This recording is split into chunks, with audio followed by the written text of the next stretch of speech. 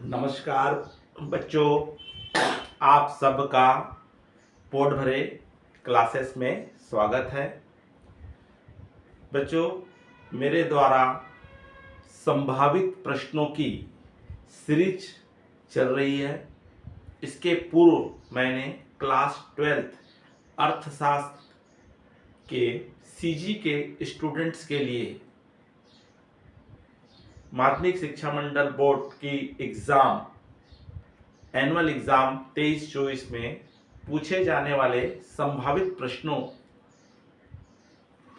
प्रश्न क्या हो सकते हैं और कितने अंकों के आपको उस यूनिट से पूछे जाने हैं, इस संबंध में मैंने आपको इसके पूर्व वीडियो में इकाई 1 परिचय चैप्टर से मैंने आप लोगों को कुछ संभावित प्रश्न बताए थे। आप लोगों ने उस वीडियो को बहुत पसंद किया, इसके लिए आप लोगों को धन्यवाद। आज मैं उसी सीरीज में अगला वीडियो बनाने जा रहा हूं इकाई 2 से, यूनिट 2, जिसका हमारा चैप्टर्स का नाम है उपभोक्ता संतुलन व मांग। इस चैप्टर से मैं आप लोगों को बताऊंगा कि कितने कितने अंकों के प्रश्न आपको पूछे जाएंगे और कौन कौन से प्रश्न संभावित हो सकते हैं। बच्चों, अगर आप इस चैनल में नए हैं, आप पहली बार देख रहे हैं, तो तत्काल आप सब्सक्राइब कर दीजिए। अगर आपको वीडियो पसंद आए तो लाइक कीजिए। अगर किसी प्रश्न का उत्तर आपके पास नहीं है या नहीं समझ में आ रहा है, आप कमेंट्स बॉक्स में लिखेंगे तो मैं उस प्रश्न का उत्तर बना करके वीडियो के माध्यम से समझाने का प्रयास करूंगा। चलिए बच्चों, देरी नहीं करते हुए आज हम सेकंड यूनिट पर चर्चा करते हैं। बच्चों, क्लास 12th इकोनॉमिक्स अर्थशास्त्र 12th सीजी के स्टूडेंट्स के लिए है। तो इकाई 2 यूनिट 2 हमारा चैप्टर्स का नाम है उपभोक्ता संतुलन व मांग। इस यूनिट में से आपको कुल 13 अंक के प्रश्न पूछे जाएंगे। कुल 13 अंक के प्रश्न पूछे जाएंगे, जिसमें आपका एक प्रश्न होगा अति लघुत्तरी प्रश्न होगा जो 1 अंक का होगा, और इस यूनिट से एक प्रश्न आपको पूछा जाएगा। इसके अलावा आपको दीर्घ उत्तरी प्रश्न 6 अंकों के 2 प्रश्न पूछे जाएंगे। अर्थात हम ये कह सकते हैं ये यूनिट आपके लिए बहुत इंपॉर्टेंट है, क्योंकि इसमें आपको 13 अंकों का पूछा गया है और साथ ही इस यूनिट में से आपको दीर्घ उत्तरी प्रश्न लॉन्ग आंसर ही पूछे जाने हैं, और जो क्वेश्चंस क्या रहेंगे बहुत विस्तृत रहेंगे, बड़े क्वेश्चंस रहेंगे, क्योंकि उसमें आपको कितने अंक है, 6 अंक है, और 6 अंकों के आपके 2 प्रश्न रहेंगे। अर्थात आपके परीक्षा पत्र में इस यूनिट से दीर्घ उत्तरी प्रश्न के 6 अंकों के 4 प्रश्न उपस्थित रहेंगे, जिसमें से आपको कोई 2 प्रश्न आपको बनाना होगा। तो चलिए बच्चों, देखते हैं कि इस यूनिट में से संभावित प्रश्न कौन कौन से हो सकते हैं। तो सर्वप्रथम हम देखते हैं अति लघुत्तरी प्रश्न में से जो 1 अंक की प्रश्न आएगा, जो कई बार एक सेंटेंस में या हमको एक वाक्य में हमको इसका उत्तर देना होता है। तो इसमें हमारा प्रश्न आपको पूछे जाने की बहुत ज्यादा संभावनाएं हैं। उसमें हमारा है, एक है पूरक वस्तुएं क्या हैं। कौन सा प्रश्न बच्चों? पूरक वस्तुएं क्या हैं, स्थापनापन्न वस्तुएं क्या हैं, या सामान्य वस्तु से आप क्या समझते हो। ये 3 प्रश्न जो है आपके सामान्य हैं, एक दूसरे से मिलते जुलते हैं। आपको इन तीनों में से एक के पूछने के बहुत ज्यादा चांसेस रहते हैं। तो पूरक वस्तुएं क्या हैं, स्थापनापन्न वस्तुएं क्या हैं, और सामान्य वस्तु से आप क्या समझते हो या सामान्य वस्तुएं क्या हैं। इसी में हमको पूछने के चांसेस आते हैं, आपको उपभोक्ता बजट समूह से आप क्या समझते हो। यह भी बहुत इंपॉर्टेंट क्वेश्चंस के रूप में बार बार पूछा जाता है। गिफिन वस्तुएं क्या होती हैं, गिफिन वस्तुएं क्या होती हैं, इस प्रश्न को भी आपको बार बार पूछता है। और इस प्रश्न का उत्तर भी कई बार पूछा गया है, गोशेन का प्रथम नियम कौन सा है। गोशेन का प्रथम नियम कौन सा है?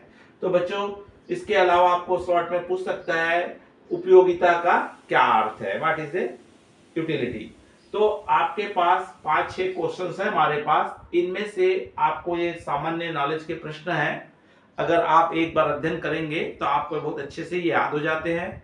तो इनमें से एक प्रश्न आपको अति लघुत्तरी अर्थात 1 अंक की प्रश्न में आपको पूछने जाने की संभावना है। ठीक उसी प्रकार बच्चों हमारा दीर्घ उत्तरी प्रश्न है, जिसके 6 अंक वाले 2 प्रश्न आपको इस यूनिट से पूछे जाने हैं। इनमें हमारे महत्वपूर्ण इंपॉर्टेंट क्वेश्चन कौन कौन से निकलते हैं। तो ये चैप्टर्स मुख्य रूप से 2 भागों में बटा हुआ है। एक है मांग से रिलेटेड है और एक है उपभोक्ता संतुलन से रिलेटेड है।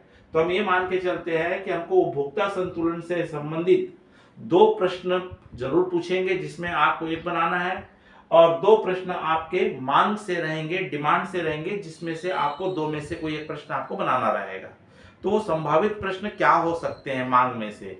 तो सर्वप्रथम देख रहे हैं कि मांग में से कौन कौन से प्रश्न आपको पूछे जाने के चांसेस है। तो उसमें पहला प्रश्न है, मांग वक्र का ढाल नीचे की ओर क्यों होता है? क्या प्रश्न है? मांग वक्र का ढाल नीचे की ओर क्यों होता है? दूसरा प्रश्न हमको पूछे जाने के चांसेस हैं, मांग के नियम को उदाहरण व रेखा चित्र की सहायता से स्पष्ट कीजिए। इस प्रश्न के बहुत ज्यादा चांसेस है आपको 6 नंबर में पूछे जाने के। उसी प्रकार हमको इसके इफेक्टिव को पूछता है, तो आपको पूछ सकता है कि मांग के नियम के कोई 6 अपवाद लिखिए, या आपको पूछ सकता है कि मांग को प्रभावित करने वाले कोई 6 तत्व लिखिए या घटक लिखिए या फैक्टर्स लिखिए। तो इन 4 में से आपके 2 प्रश्न परीक्षा पत्र में पूछे जाने के बहुत चांसेस है, जिसमें से एक प्रश्न आपको हल करना है। ठीक उसी प्रकार उपभोक्ता संतुलन से संबंधित जो हमारे प्रश्न है, उसमें से एक प्रश्न बार बार पूछा जाता है और हर साल के पेपर में हमको देखने को मिलता है। उसमें एक है, तटस्थता वक्र क्या है? तटस्थता वक्र क्या है? या तो कई बार इसकी विशेषताएं पूछ देता है, या कई बार आपको बोलता है तटस्थता वक्र क्या है, तटस्थता वक्र की सचित्र व्याख्या कीजिए। क्या कहता है? तटस्थता वक्र क्या है, और उसको सचित्र चित्र बना करके आपको उसको क्या करना है, उसकी व्याख्या करनी है। तो इसमें से भी एक प्रश्न आपको पूछ सकता है। उसके अलावा हमारा इसमें उपयोगिता भी चैप्टर्स है, यूटिलिटी चैप्टर्स है। उस यूटिलिटी में से एक प्रश्न आपको पूछेगा। तो वो यूटिलिटी में से क्या प्रश्न हो सकता है? तो इस प्रश्न में आपको ज्यादा इंपॉर्टेंस हमको ये लगता है कि सीमांत उपयोगिता एवं कुल उपयोगिता में अंतर स्पष्ट कीजिए। इसको ही पूछ सकता है आपको 6 अंक में। या आपको पूछ सकता है सीमांत उपयोगिता एवं कुल उपयोगिता में पारस्परिक संबंध को तालिका एवं रेखा चित्र के माध्यम से समझाइए। तो इन 2 प्रश्नों में से एक के आने के आपके बहुत ज्यादा चांसेस है। हाँ, कई बार सामान्य क्वेश्चंस के रूप में ले लेता है। तो उपयोगिता से क्या आशय, इसकी विशेषता बनाइए। इसको तो सामान्य बच्चों को इसकी नॉलेज होनी चाहिए। तो ये 2 प्रश्न में से किसी एक प्रश्न के पूछे जाने के बहुत चांसेस है।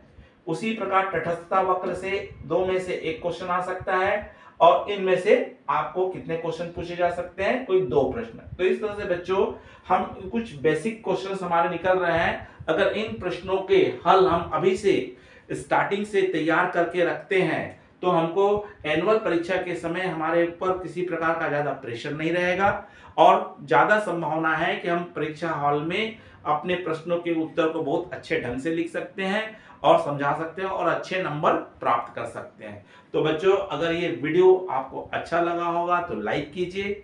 आप अपने अधिक से अधिक साथियों को शेयर कीजिए। अगर आपको किसी प्रश्न का उत्तर आपको समझना है या किसी का आंसर आपको समझ में नहीं आ रहा है, तो आप मुझे कमेंट्स बॉक्स में लिख के बताएंगे, तो मैं उस प्रश्न का उत्तर सचित्र या व्याख्या करते हुए आपको उसका हल बताने का प्रयास करूंगा। नमस्कार, जय हिंद।